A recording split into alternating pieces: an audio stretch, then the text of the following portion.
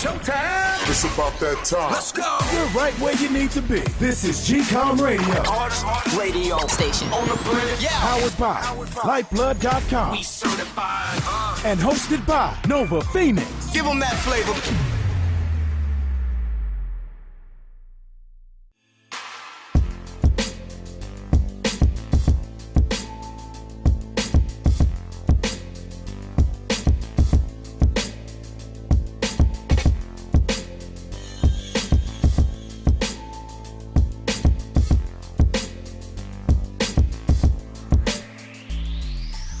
Yo, what is the deal? What is the deal? What is going on? Man, we are here. Thank you guys for tuning in. You hear my voice. Oh, man, what a crazy name. Yo, I got this crazy thing that's happening with my mouse right now. I'm trying to set up for this show, and for some reason, my mouse is acting up. You know how mouse is acting on your Macs or your PC? For some reason, I'm moving around all these programs on my desktop, and the mouse just is like behaving very, very slow, man, and it's pissing me off. I thought I'd just get that off my chest. What's going on for the week, guys? How you been? Hopefully it was productive. Hopefully everything you're going through is a learning lesson. That's what life is, from one moment to the next. It's all about making those right decisions. Sometimes you fail. You know, it's an interesting thing. I heard the saying, people do say, it's failing forward. Life is kind of like failing forward. You're always going to fail at something. You're going to do something wrong. You're going to take a wrong turn. You're going to fall down. But the whole thing about life is failing forward, learning from those lessons, changing the trajectory of where you're going, and then doing it correct the next time. And sometimes it may take a couple of times, but you can get it right. And a lot of times when I was younger, I thought that same thing, like if I did a mistake or if I turned in the wrong direction, that it was totally over. And it's not really, because life is not over when you make the wrong decision. It's about just realizing what you did wrong and correcting the moves you made. And the next time you have that opportunity, you know what not to do and what to do. So yeah, it's all about, I like that phrase, failing forward. Okay, I'm your host, Nova Phoenix, on GCOM Radio, on iHeartRadio, and we're going to get right to this to discuss some of these topics that I have for you guys. And, another thing before you continue, I apologize, man. I didn't get to this show to you on the regular day, on Wednesday. Just got caught up with some other stuff, man, but it's all good. I'm always going to post something for you guys, but it's here, man, on a Thursday. So my bad if I didn't get it to you guys. The first thing, let's get these topics on a roll. So, Greg Leaks, that's the husband to Nene Leaks, and one of the members of RHOA, that's Real Housewives of Atlanta. Her husband, Greg Leaks, has passed away, unfortunately, man. It seems like he was battling cancer, and they did record it as a part of the show, I believe, and it was in remission, but unfortunately, it came back, and it came back in the worst way, and he passed away.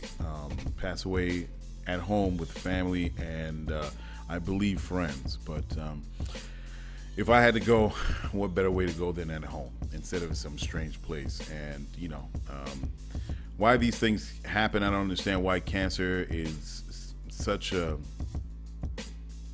devouring disease to human beings around the world.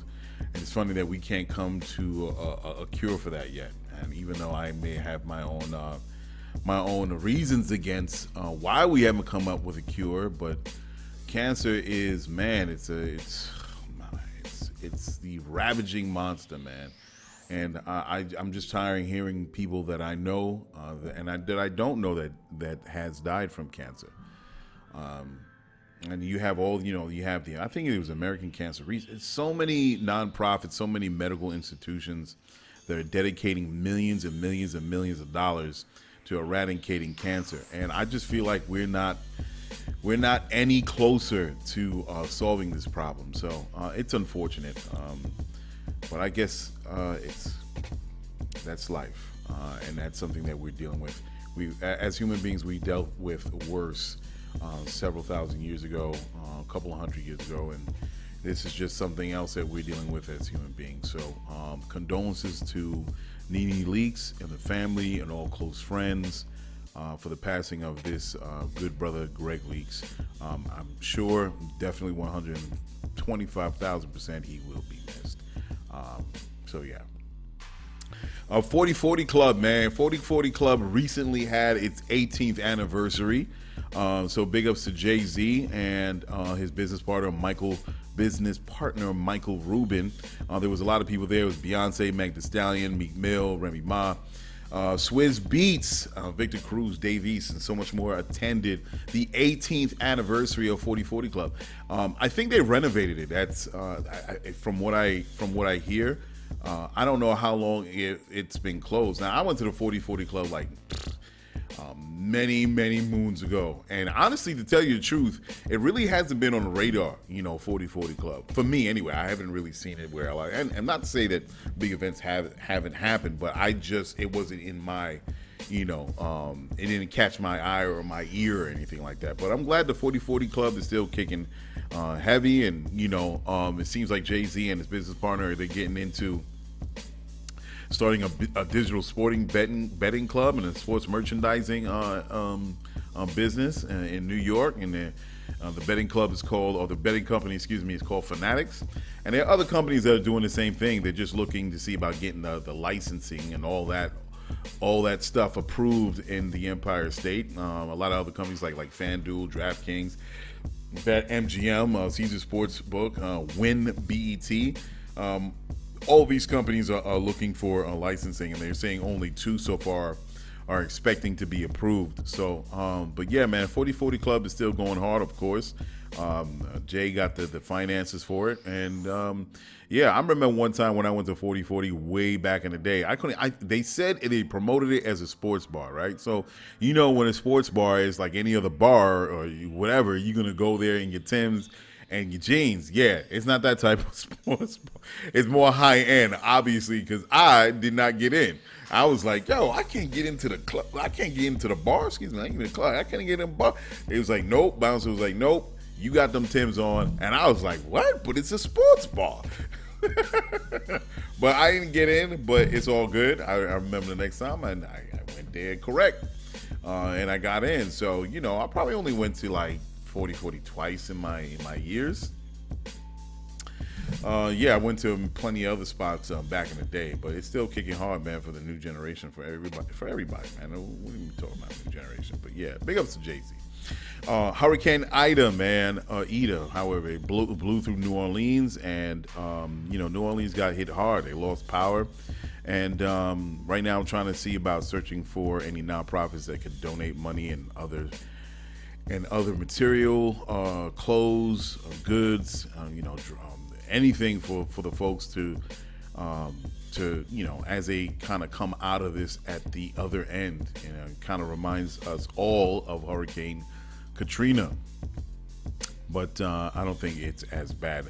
I read that one of the levees did break, and they're dealing with it. I understand with New Orleans, because when Hurricane Katrina happened, they said that the way New Orleans where it was built, it's kind of the elevation is kind of like built somewhat like a bowl, of course. And when you have heavy storms, the waters come rushing in and it floods out the city, New Orleans. And I understand why they can't come up with some like new type of technology when it comes to architecture, where you can protect buildings, and I don't know if they even have like an evacuation.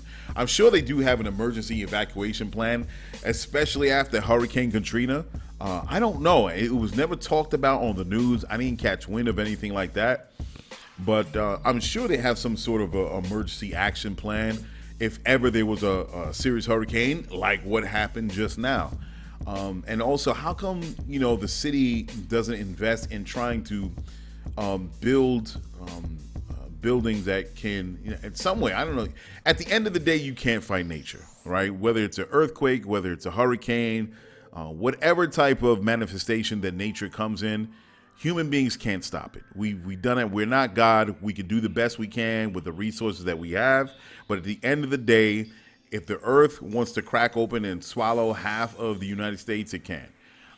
But you would think that we as human beings, that we come this far, that we could think of different methodologies or different technologies that can keep these buildings standing, or just plain and simple. And I know this is crazy. You're gonna have to bring in the people, man. Maybe this land is not meant to be meant to have people in this area, because when you have serious storms, you have to deal with the loss of life. How come they don't bring in New Orleans a little bit further inland? I'm just saying. I don't know what that would entail, the complexities of it, and you know, the cost. I don't know, but you know, after a while, hurricane after hurricane after hurricane, I don't understand why we just keep on rebuilding in the same place where it's just not really conducive, where you can have thriving human beings. You know what I mean? Continuing to build, and every 5-10 years or whatever, 15 years, 20, you get a doozy, and people just get washed out and they lose everything. You know what I mean? So yeah, it's important that we do send some money to some NGOs or nonprofits over there to help people in New Orleans. Also, especially Haiti, they're still going through the earthquake. We got to figure out where there can be some reputable nonprofits on the ground there. Of course, I suggest not giving to the American Red Cross. You know how that went the last time. So it's important that we set up these networks where we can have these nonprofits kind of funnel this money to them and start kind of rebuilding. And you just got to be very particular with the organizations that we donate to, man, because as we all know, a lot of this money, hundreds of millions of dollars, gets sent to these nonprofits, and all of a sudden the money disappears. So massive prayers and love going out to all the people in New Orleans and all the folks in Haiti. And I know it just doesn't stop at, you know, prayers and all that. We got to figure out how we can send money and resources and non-perishables and all that. So I'll be looking up. If I can find it, I will share it with you guys. So you know what? Speaking of city, I found this new website. I forgot where I found this. I think I found it on IG, where it's this website that's promoting this new city, this new way of living. It's called NEOM, NEOM. I'm like, yeah, I think it was a promotion, an IG promo image, and it had the link, and I looked at it. I'm like, yo, what is this? So then I went to the website, and it's this new city. It's called the Line, and it's somewhere in the Middle East. And when you go to the site, it's NEOM, NEOM.com. It's out there in the Middle East, and it's literally it's a line that goes through a specific area, and I looked it up, and I couldn't really determine, you know, the map that they did show, this interactive, or this animated map rather, on the website. So I took a look at it on Google Maps, and it's like the area where they want to build this city that's literally a line. It'll be located at the edge of Saudi Arabia, south of Jordan, and it's east of the Gulf of Aqaba. I think it's Aqaba or Aqaba. And it runs straight through this specific area, about 170 kilometers, or in miles for all my United States folk, 105 miles. So they're saying, they're promoting it as no cars, no streets, and it's going to be zero carbon emission, and it's going to preserve 95% of nature. They're going to use all the latest in technologies that human beings have invented in the last, I don't know, whatever that they've 50, 20 years, whatever is going to be in it. They have their own energy department, entertainment. They have their own educational department, food, water, construction, etc. They're looking for all types of people from all types of disciplines to help build out this city. And if you want to financially invest within the city, you can. It's on the website. And I was intrigued. I was inspired because it's like, you know, this is something that it's one of a kind and it's never been done before. Just reimagining what an urban center can look like, instead of like the grids that, as we understand it, from New York to LA. Now they want to do it where it's literally a line, and you could get to any place, they say, I think in 5 to 20 minutes. I think they have underground. Everything is electric, by the way. Everything is electric. They have underground public transportation if you want to get from one side to the next. So it's very inspiring, man. And I definitely reached out to those folks to see how to be a part of this in some way. Now, of course, it's upon you, and everyone's invited, because you go to this website, everyone. It doesn't matter. Of course, I think one of the head people of NEOM, this city, is, I think he's Middle Eastern, but is promoting for everybody, whether you're European, African, Chinese, Asian, wherever you come from. This is a city of the future. So, yeah, this is super dope. I like what it's about. Hopefully, it's exactly how it's going to come about, exactly how it's being promoted. I'm hoping, but it's something new. And it's also inspiring in a way where we can rethink what the new urban center looks like. Because you're right, we have all these new technologies. We're moving into electric. As far as when it comes to dealing with our waste, how we deal with that, how do we deal with our environment, in what ways where we can revolutionize and rethink the way human beings interact, the way we speak to each other, how we can reimagine our new residence, the place where we will spend our time, our entire lives. And maybe it will not be the line, but it could be something else. It doesn't have to be a grid. It could be circular. It could be rectangular. In whatever way. And hopefully this will inspire future architects and people that deals with what do you call it? Urban planning, urban renewal, social engineering. And I have my own thoughts too. If people follow me on IG, I'm kind of going down that same path myself. And so yeah, definitely, hopefully I can speak to these people at some point, and a point person, and speak about NEOM and how Lyfeblood can get involved. But definitely it inspires me to continue on to doing what I'm doing to build this new city. Yeah, folks, that's one of the long-term goals, to build a new city. So we'll get there. If you know what I'm talking about, you know what Lyfeblood is about, that's ultimately what the mission is going to be.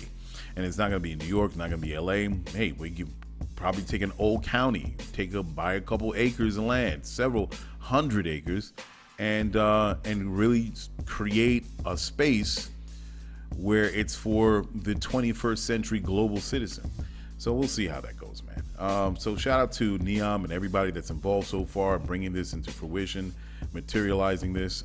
So go to NEOM, NEOM.com, man. If you want to be a part of it, you have something to contribute, hit them up. They got a lot of jobs that they're trying to fill. So yeah, man, if you want to get into that and move over to the Middle East and be a part of it, yeah, that's super dope. Yeah, so Busta Rhymes, man. Busta Rhymes, he has a lot to say. He was on a lot of different online sites for what he said when he was live at a show. And he was encouraging people not to wear masks. He was encouraging people to stop wearing masks. And I think that's irresponsible to say. And I feel that as much as we want to move past this pandemic, as much as we're trying to have some sort of life that we had pre-COVID, it's not going to happen. And as people always say in conversations, this is the new normal. And eventually we're not going to wear masks anymore. We'll get control of this. But at this point, I think that's an irresponsible thing to say, especially with the people that are dying, people that are still getting COVID. Yo, what's his name just got COVID? That's crazy. Joe Rogan, it was just he just posted on his IG that he got COVID, not the bad one where he had to be intubated, but he was pretty under the weather for a couple of days, and he was doing all he can to kick it, because I know he didn't want to get it to that level of effed upness, and he, have to take him to the hospital, but he recovered. He was under the weather for a couple of days, but he's good. But as I said, these are all reminders of how we have to be careful and how we move out there. Make the choice that you want to make, right, as you move out there. But if you're going to be in clusters of so many people, I think it's important that we do wear masks and we do protect ourselves, because it's for the betterment of not just our families, our loved ones, but also society. So yeah, and I think that's a lot of times when these cats say these things, man, the Busta Rhymes and everybody else that follows those same words, I think they say those things because it's a money thing, right? They're gonna say some kind of glorified, romanticized thing like for democracy, personal freedoms, and they'll say, I want to see your face, or a lot of these folks, these parents that have an issue with their kids going to school with masks on, saying, "Oh, the teachers has to see that."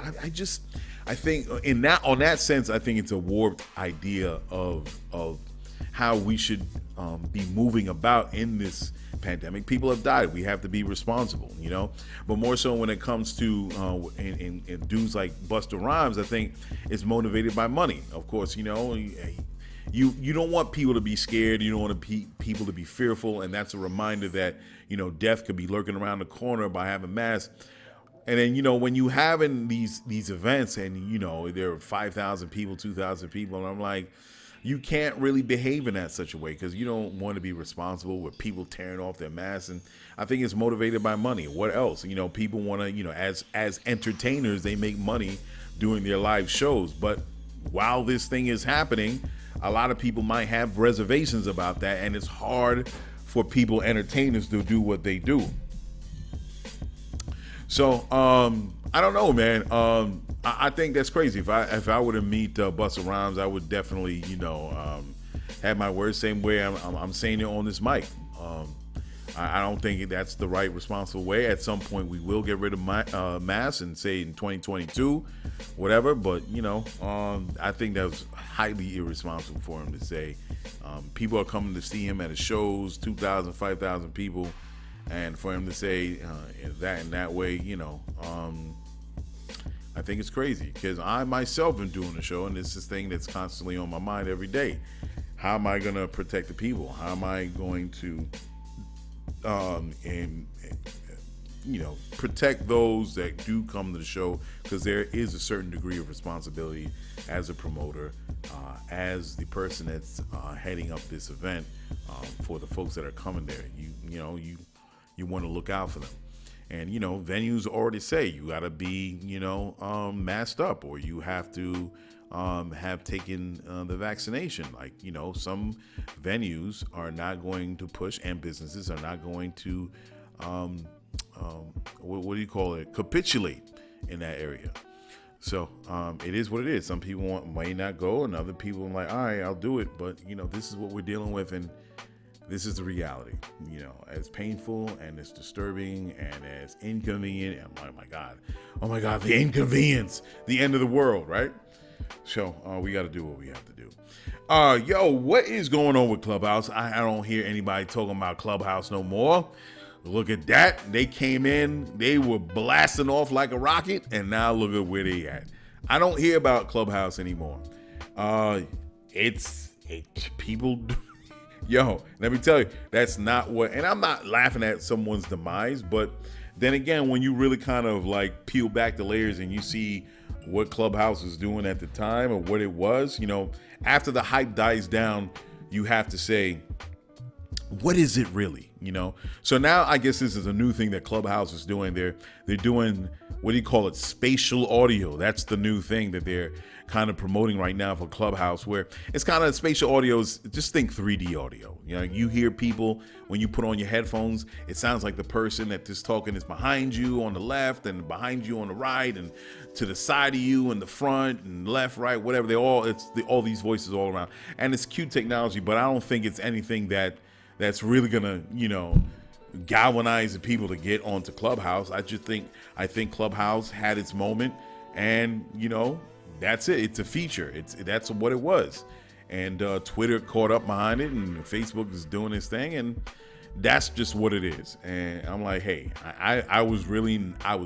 Everybody knows how I get down. I wasn't really a Clubhouse fan. I did probably one thing, and I may have the app on my phone, but I don't use it.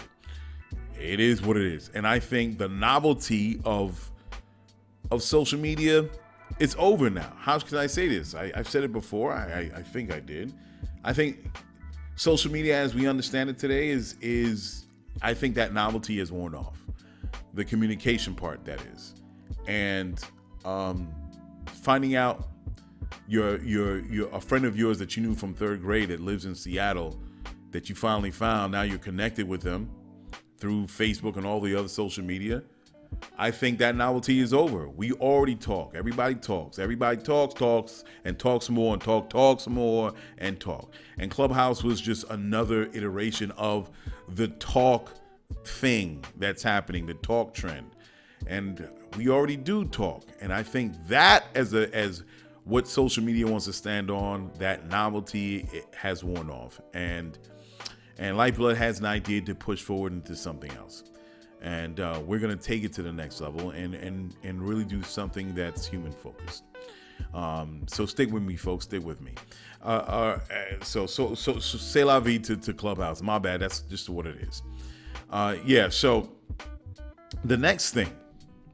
So I saw a short piece on WeWork with Adam Newman. He's the CEO.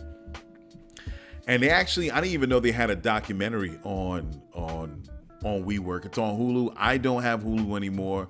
I don't know how I could find it, but I don't have Hulu anymore. So maybe I'll get Hulu just to see this WeWork documentary all about Adam Newman, the rise and fall of WeWork. But I did see a short piece of why WeWork happened the way it happened. And it's crazy, right? As a founder of a company that's on his journey to acquire a VC, it's just funny how you have these companies that come about and they trick the entire populace, the entire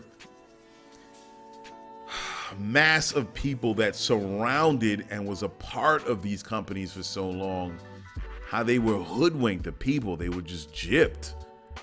And this hustler, Adam Newman, that had a WeWork, so much money was thrown into WeWork is crazy. And, that's why you have shareholders, right? At the folks at the round table. They weren't even checking this guy. And here it is, in the VC world, you have this guy, Adam Newman, just come out of nowhere.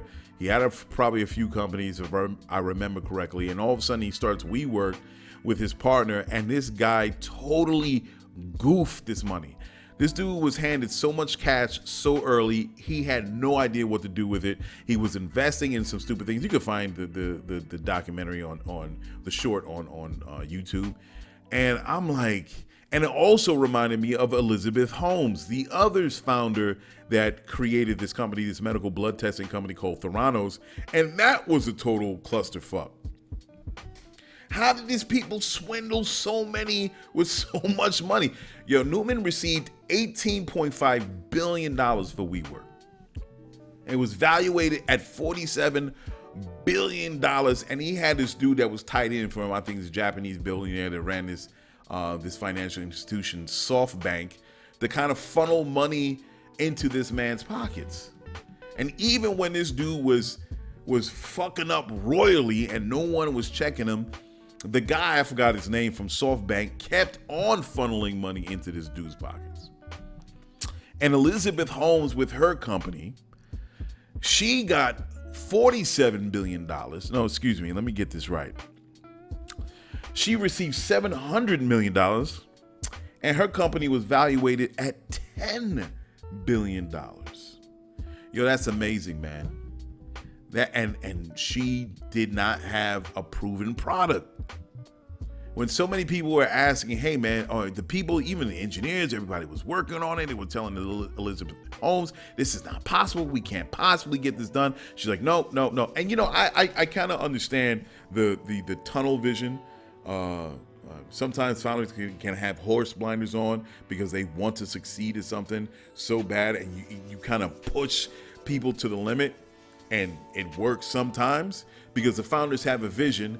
But then when you have the absurdity of what happened with Elizabeth Holmes and everything that was happening with Adam Newman, where he was just like, he was basically creating creating companies to funnel money into his just to put money in his pocket from all the money that was being invested into WeWork.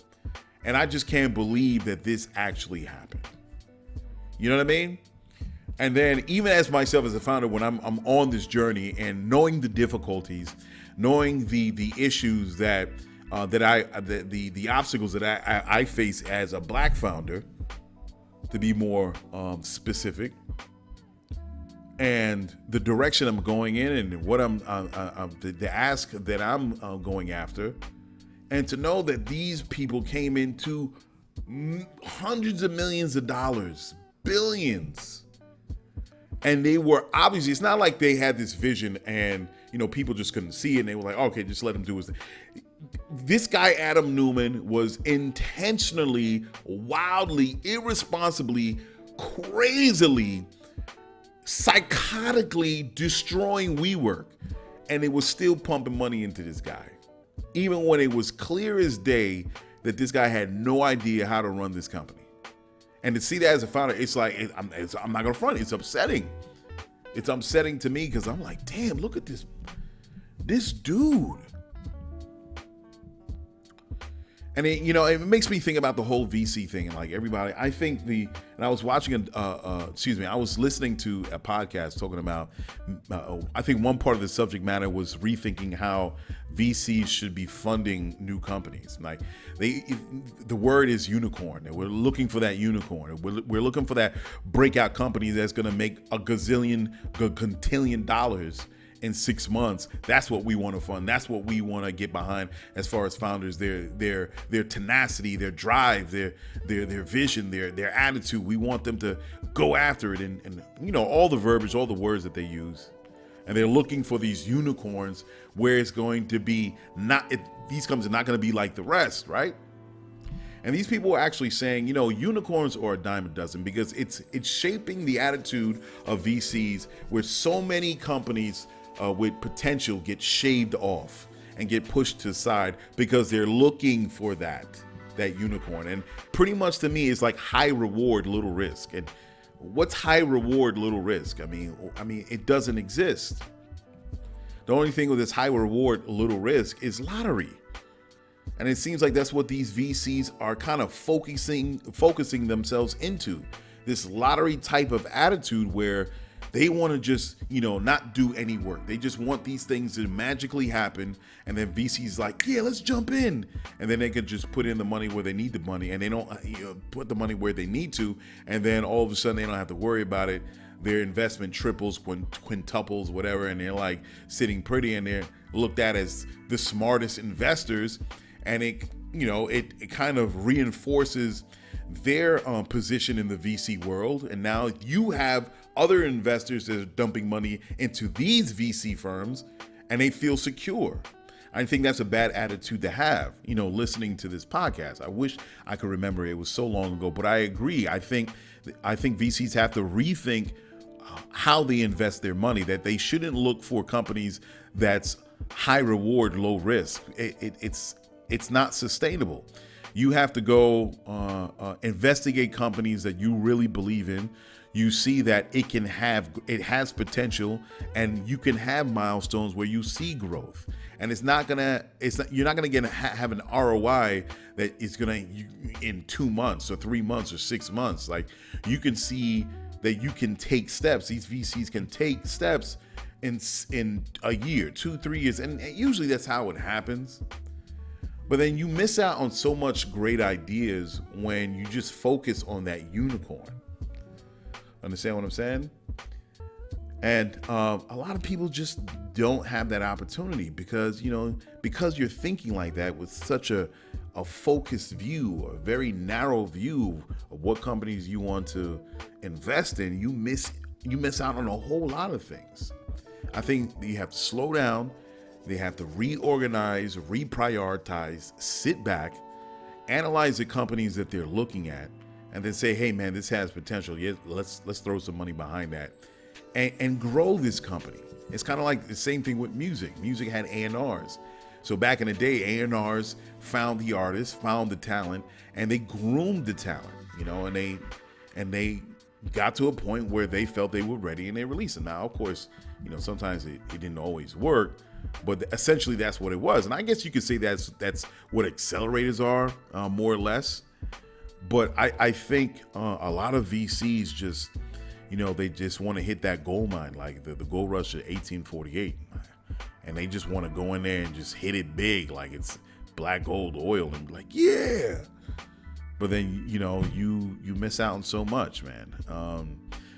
So you see this with Adam Newman, and you see this in Elizabeth Holmes, and it's sometimes the attitudes are psychotic, and there's a lot of people at fault, man. There's a lot of people to blame. And I think people just need to calm down, get the gold bars out of their eyes, the dollar signs out of their eyes. I'm not saying don't have an idea of how you're going to make money. I'm not saying that. But what I'm saying is don't get the fever of the gold. Don't get the gold fever. You know what I mean? Don't get that money fever where now you're rubbing your hands together and then, the precious. If you know what I'm talking about. So yeah, let's see what happens. Let's see if VCs are listening to each other and listen to that podcast in particular, and they're having these conversations over coffee right there at their desk, man. Yeah. So anyway, I'm gonna get out of here now. I spoke enough. I think I went over my limit. So guys, I'm getting to where I need to be. Man, I'm making some progress. I think I got a hold of an accountant. Thank God. A possible sponsorship manager. I'm looking for that. And I think I have one. Let's see what happens. A possible lawyer, on the horizon that I could just call. And all of this is in arm's reach. And an advisor from a VC, actually. And this guy is giving me really good advice. Shout out to Andy, man. Really good advice on as I'm on my road to acquiring that VC, man. So I have all these things at arm's length, and it's all coming together, and I'm feeling it. I think it's happening the way it should happen, and I'm doing the work. I'm tired. There's times when I'm tired and I get to things, and sometimes I don't get to other things in the moment, but I do get to it. And when I get where I need to be, I'll let you guys know. There's something else that I'm working on too, that's coming. As soon as it comes out, I will let you guys know. I'm talking with some folks over at some place, and it was a cool surprise getting in contact with these folks. And yeah, I'll let you guys know when it happens. All right, so I'm gonna get out of here. Thank you guys for listening. And once again, I'll try to be on time again next Wednesday. I got something to share too. I have something to do. I did a little piece with Tyrese. He had a media day. Tyrese, of course, from Transformers and from Fast 9. I'm putting together this little video on a project he's working with his company, and I'll have that for the following week. I'll have that show, and I have another interview that's coming. It's going to be a really good conversation. It's going to be about cryptocurrency. So this guy has a background in understanding digicoins and cryptocurrencies and blockchain. I think it's fantastic to have that conversation. So that will be coming probably in the next 2 weeks. So coming soon. Thank you guys for listening. I appreciate it. I'll see you guys next week. And fail forward. You know what I mean? All right, guys, I'm out of here. Peace. Check it. You just listened to GCOM Radio, powered by Lyfeblood.com for the global community. We worldwide, baby. See you in the next go round. From right here to your town, we out.